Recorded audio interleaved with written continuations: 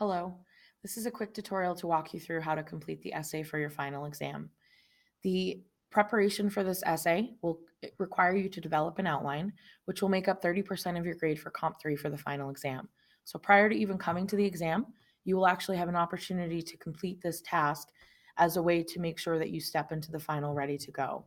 The question that you're answering is no surprise. This has been the driving question for instruction and assessment all trimester, which is America the land of opportunity? Your job is you're going to develop an outline ahead of time and then turn it into a well developed test essay that will be created the day of your final, which will be next Friday. So, for this question, I'm going to ask you to take a side. I don't want a wishy washy thesis. I want you to either say that America was or is not the land of opportunity. And the way you're going to make that determination is by examining the materials and instruction that you received during this trimester.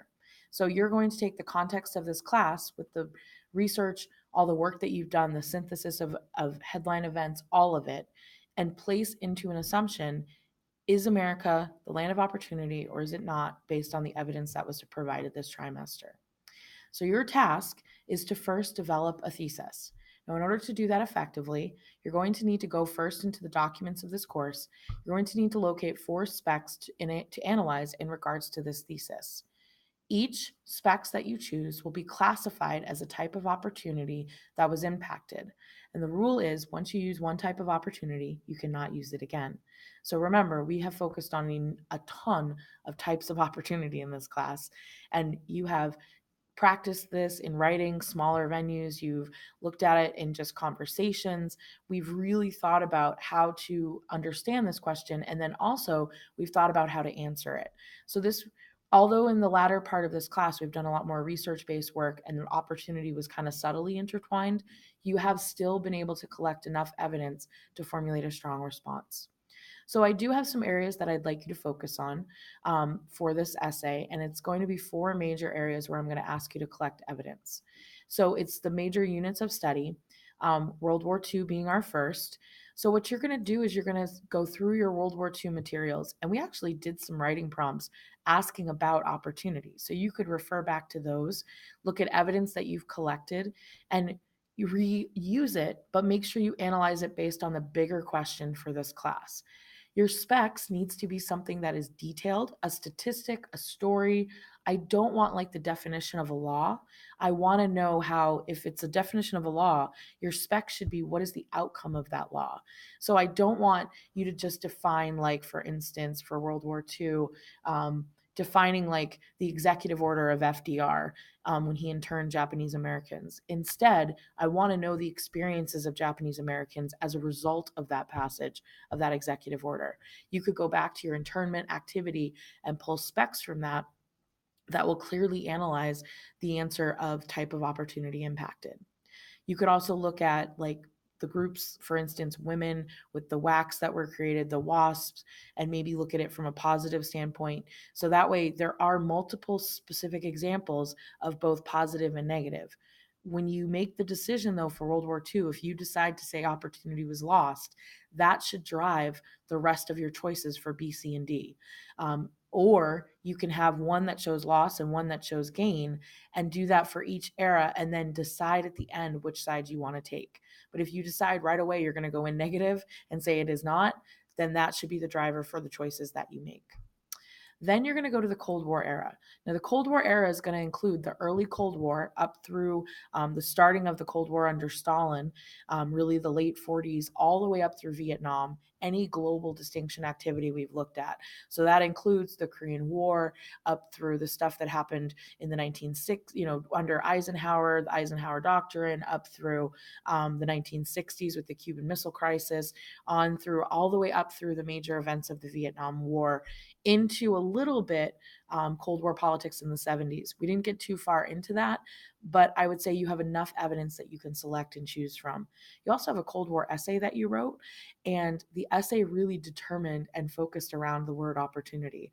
So I don't mind if you're kind of using stuff from that because it's resynthesizing it, but putting it into a larger big picture.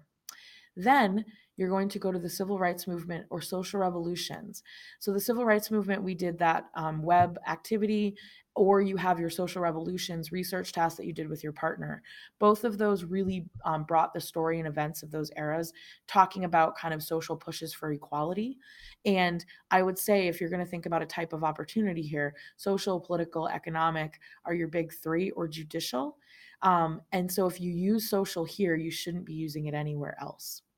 And then finally, you're going to use your last summative assessment that we just finished, which is your headline event, the 1970s or 1980s, cause and effect event. I'd like you to actually analyze your headline event in the context of this question, because what you did was you just broke apart the cause, event, and effect, and to really understand the topic as a whole. And now I want you to pull actual evidence from what you learned to answer this question. Do you believe, based on this event, did it take away opportunity, or did it gain opportunity? So once you've selected your 4 pieces of solid evidence, then you can actually go into the beginning to create your outline.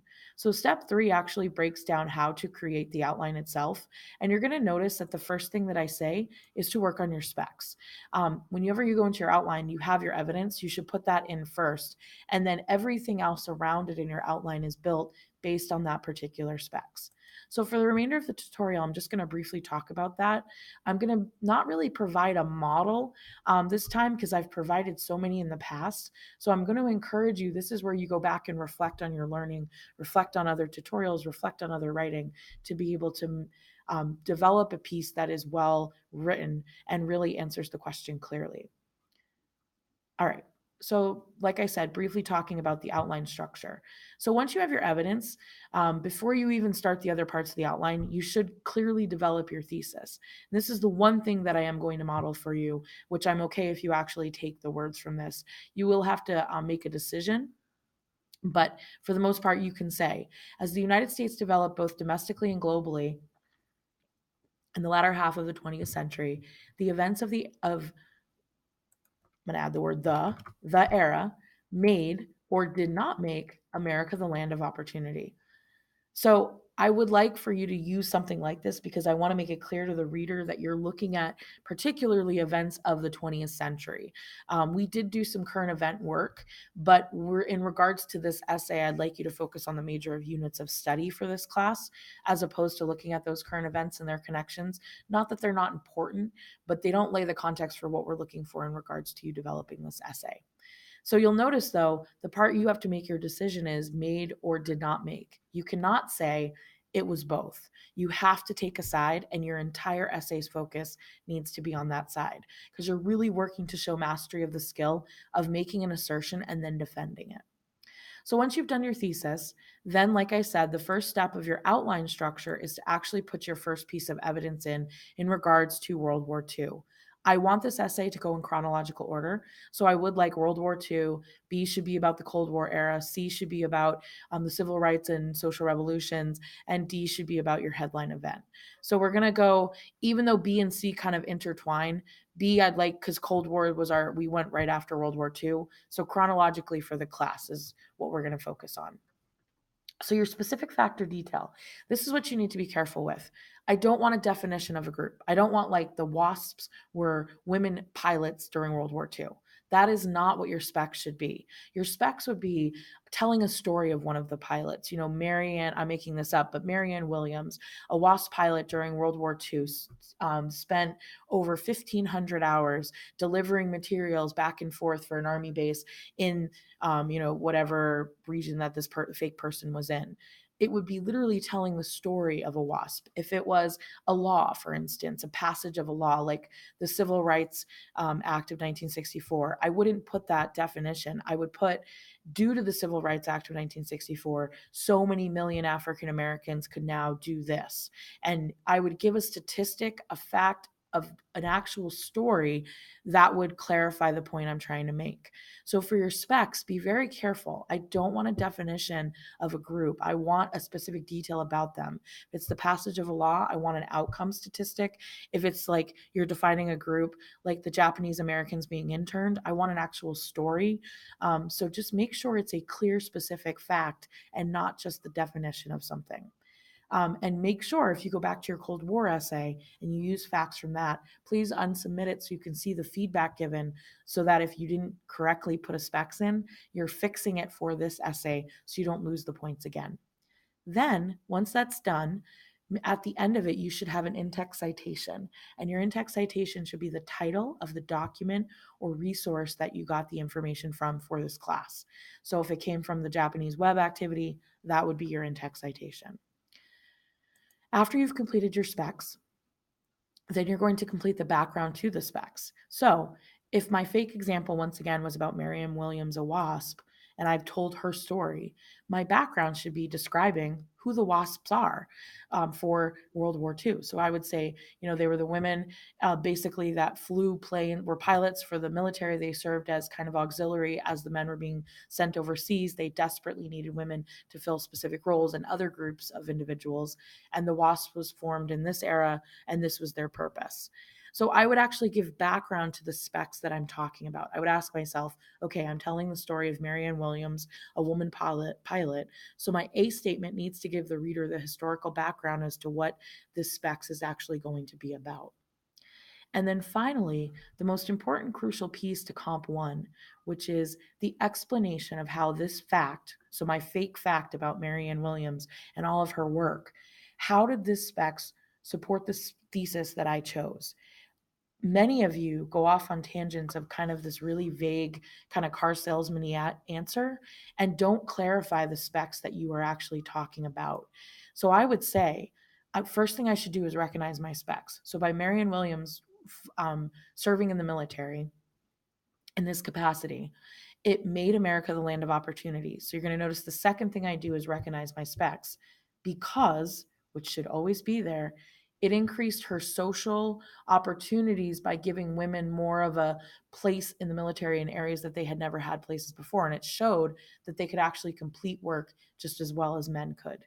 So you're going to notice when I gave that answer, which makes America the land of opportunity, because it makes America, it provided greater social opportunities for, and I went on to explain my point. So the first thing I did once again was I recognized my specs, my fake Marianne Williams, made America the land of opportunity, recognized my thesis because, and then I went on to explain how it increased, and notice I classified social opportunity by giving her, and I've classified a type of opportunity. So I expect for each analysis not only to defend the thesis, but to defend a type of opportunity that either was increased or decreased as a result of whatever specs you're talking about. With that, you should be able to complete all parts of your outline. Now you'll notice at the very bottom, there is a section that says closing. For the outline itself, all I need you to do is a restatement of the thesis. So overall, opportunity during the latter part of the 20th century was increased or decreased, period. Like, it's not a major sentence, just restate the thesis. The day of the final, you will actually add more to your introduction and closing.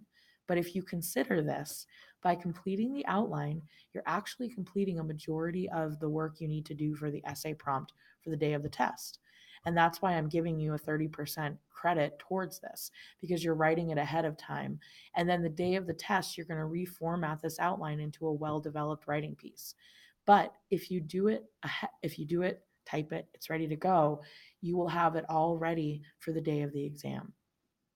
Once it's done, I will actually I will take this document away from your ability to be able to use again. So please don't share this outline outside of the class. This is your test and your work, so keep it to yourself. Other than that, if you have any questions, I'm available before and after school next week. And we will not see each other on Thursday. So this outline will officially be due Friday, which is the last exam slot with 9:25 to 10:55. So good luck. Let me know if you have any questions, and all the best.